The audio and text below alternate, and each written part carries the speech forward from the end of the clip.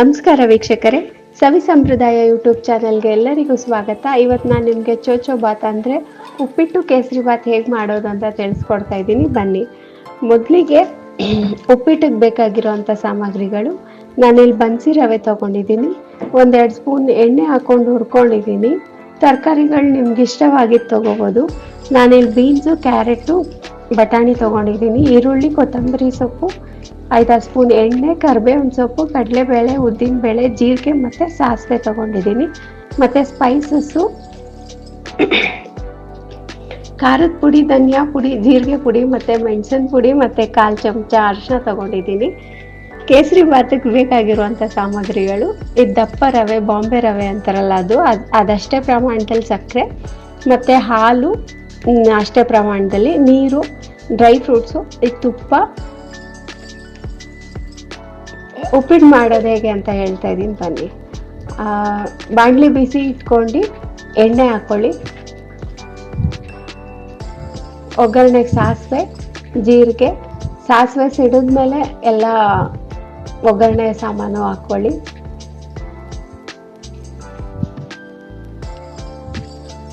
ಇದೊಂದು ಸ್ವಲ್ಪ ಫ್ರೈ ಆದಮೇಲೆ ಈರುಳ್ಳಿ ಹಾಕೋತಾ ಇದ್ದೀವಿ.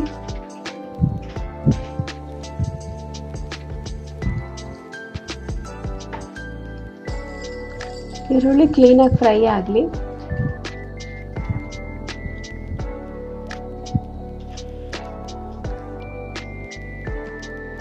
ಈರುಳ್ಳಿ ಫ್ರೈ ಆದಮೇಲೆ ಎಲ್ಲ ತರಕಾರಿ ಹಾಕೋತಾ ಇದ್ದೀನಿ.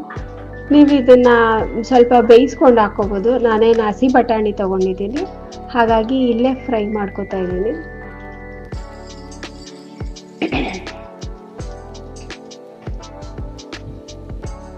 ತರಕಾರಿ ಎಲ್ಲ ಫ್ರೈ ಆದಮೇಲೆ ಸ್ಪೈಸಸ್ ಹಾಕ್ಕೊಳ್ಳಿ.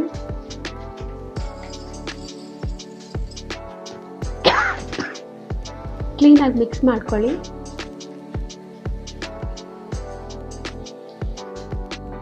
ಇವಾಗ ನಾನು ಸ್ವಲ್ಪ ಸಾಲ್ಟ್ ಹಾಕೋತಾ ಇದ್ದೀನಿ.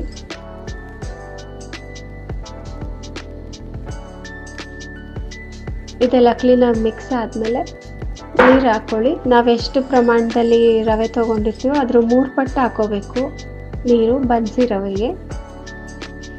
ನೋಡಿ, ಈಗ ನೀರು ಕುದಿಬೇಕಾದ್ರೆ ರವೆ ಹಾಕೋತಾ ಇದ್ದೀನಿ. ಕೈ ಬಿಡ್ದಂಗೆ ಆಡಿಸ್ಬೇಕು, ಇಲ್ಲಾಂದರೆ ರವೆ ಮುದ್ದೆ ಮುದ್ದೆ ಆಗ್ಬಿಡುತ್ತೆ.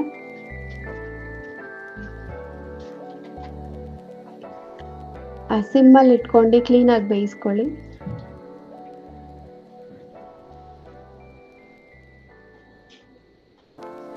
ನೋಡಿ ಆಗಿದೆ. ಇದೊಂದು ಸ್ವಲ್ಪ ಸ್ಟವ್ ಆಫ್ ಮಾಡಿಬಿಟ್ಟು ಒಂದು 5 ನಿಮಿಷ ಬಿಟ್ಟರೆ ರವೆ ಎಲ್ಲ ಕ್ಲೀನಾಗಿ ಹರಳ್ಕೊಂಡಿರುತ್ತೆ.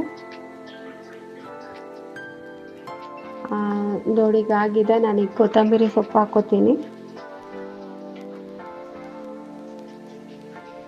ಹಾಕೊಂಡು ಕ್ಲೀನಾಗಿ ಮಿಕ್ಸ್ ಮಾಡಿ. ಈಗ ಬನ್ಸಿ ರವೆ ಉಪ್ಪಿಟ್ಟು ರೆಡಿ ಆಗಿದೆ. ಈಗ ಕೇಸರಿ ಬಾತ್ ಮಾಡೋಣ, ಬನ್ನಿ. ಮೊದಲಿಗೆ ಬಾಣಲಿ ಸ್ವಲ್ಪ ಬಿಸಿ ಇಟ್ಕೊಂಡು ನಾನು ಮೊದಲೇ ರವೆನ 1-2 ಸ್ಪೂನ್ ತುಪ್ಪ ಹಾಕ್ಕೊಂಡು ಹುರ್ಕೊಂಡಿದ್ದೀನಿ. 1-3 ಸ್ಪೂನ್ ತುಪ್ಪ ಹಾಕ್ಕೊಂಡು ನಿಮ್ಗೆ ಇಷ್ಟವಾಗಿ ಡ್ರೈ ಫ್ರೂಟ್ಸ್ ಹಾಕ್ಕೊಳ್ಳಿ.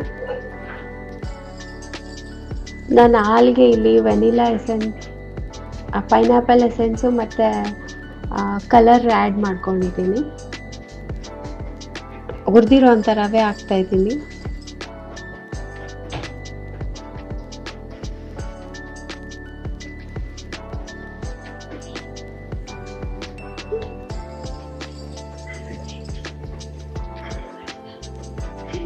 ನೋಡಿ, ಹಾಲಿಗೆ ನಾನು ಕಲರು ಮತ್ತು ಪೈನಾಪಲ್ ಎಸೆನ್ಸ್ ಹಾಕ್ಕೊಂಡಿದ್ದೀನಿ. 1 ಕಪ್ ಹಾಲು, 2 ಕಪ್ ನೀರು ಮತ್ತು 1 ಕಪ್ ಇದು ಸ್ವಲ್ಪ ಎಲ್ಲ ರವೆ ಸ್ವಲ್ಪ ಹರಳಿದ ಮೇಲೆ ಸಕ್ಕರೆ ಹಾಕೋಬೇಕು. ನೋಡಿ, ಇಷ್ಟು ಗಟ್ಟಿಯಾಗಿದೆ. ಇನ್ನೊಂದು ಸ್ವಲ್ಪ ಗಟ್ಟಿ ಆದಮೇಲೆ ಸಕ್ಕರೆ ಹಾಕೋಬೇಕು.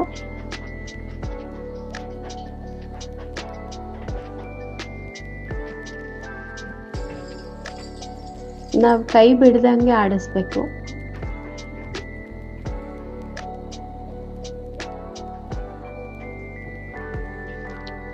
ಸಕ್ಕರೆ ಎಲ್ಲ ಕ್ಲೀನಾಗಿ ಕರಗಿದ ಮೇಲೆ ಸ್ವಲ್ಪ ಮತ್ತೆ ತೆಳು ಆಗುತ್ತೆ. ಹಂಗೆ ಅದನ್ನು ಸ್ವಲ್ಪ ಕುದಿಸಿದ್ರೆ